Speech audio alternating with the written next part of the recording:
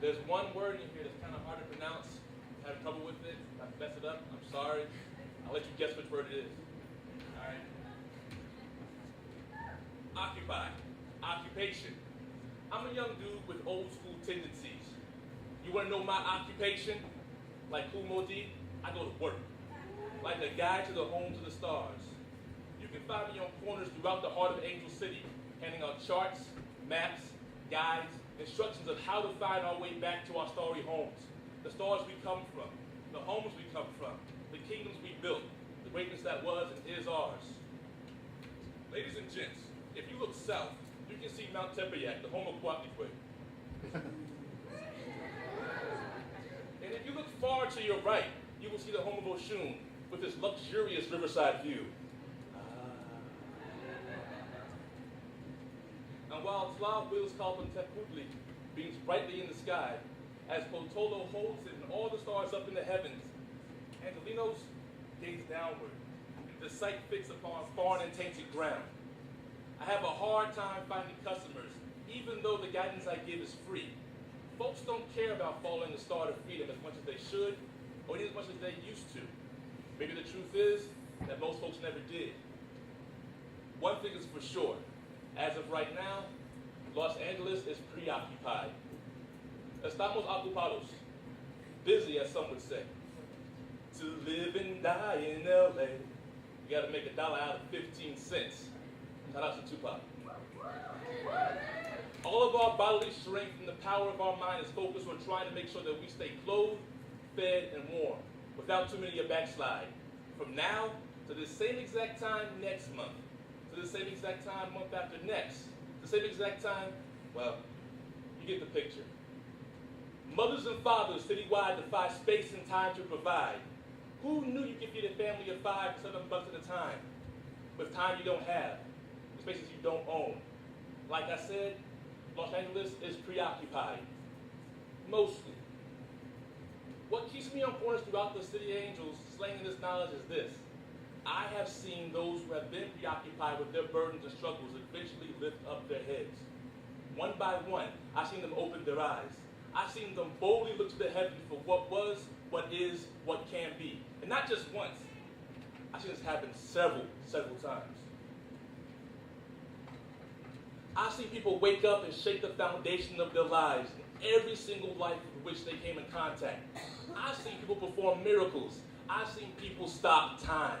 I've even seen people rewrite history. It's these types of things that remind me that so many of those we hold up as sacred beings were once human like you and me, like Jesus, like Siddhartha, like Shango. I've seen it happen.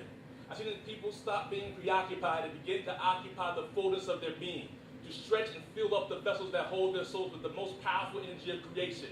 I have seen the purest of magic.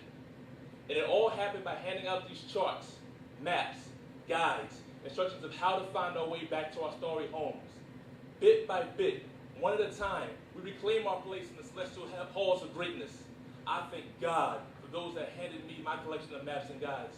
And until my final visit to Oya's graveyard, I will continue to share them with those I meet on the corners of Angel City.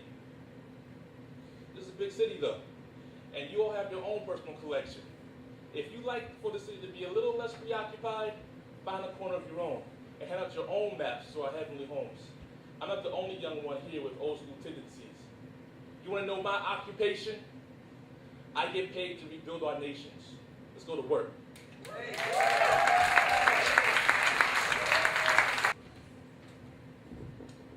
How's it going? My name is Matt Cedillo. I have a book for sale as well as an anthology that was in long likes of Mary Baraka, Marsh P.F. Anyways, I performed this poem at Aqua Ballet. They kind of liked it, so hopefully you guys like it too.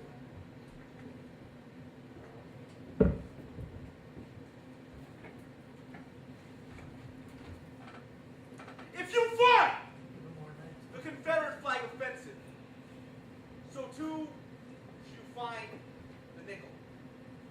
If you find the Confederate flag offensive, so too should you find the name of this nation's capital. If you find the Confederate flag offensive, so too should you find the American flag. They all stand for the same fucking things. Racism and capitalism. The rich kids pass through cities such as Watts, South Central, East Los Angeles, Compton, they're told to watch their wallets.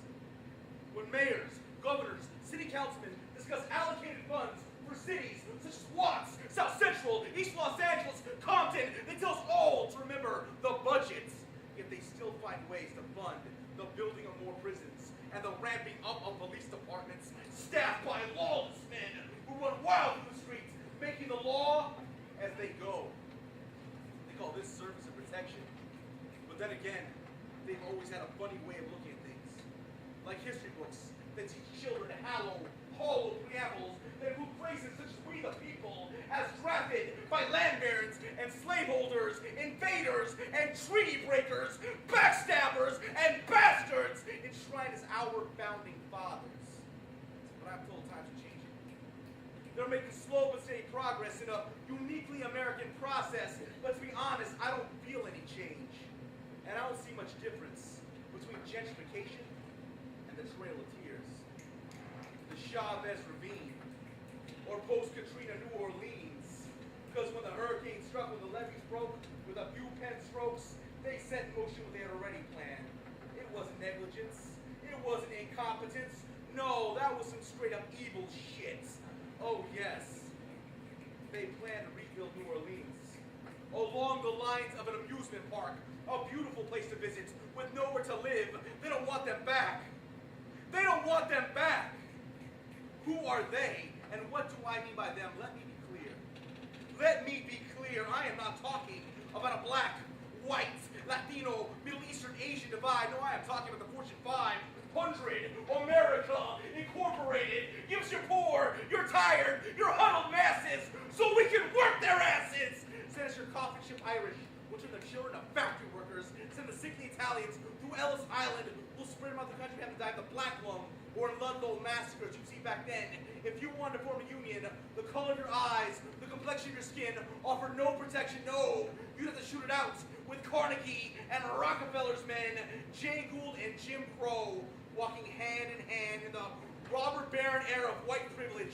Poor whites had the right to mob violence, to terrorism, that is the privilege, to lynch black men, to kill Indians, to beat Mexicans, and then to starve right alongside with them.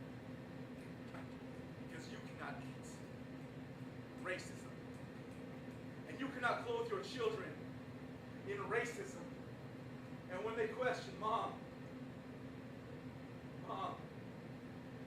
where are we going to sleep tonight? I don't know, son. But at least we're not spics. It's not a suitable answer.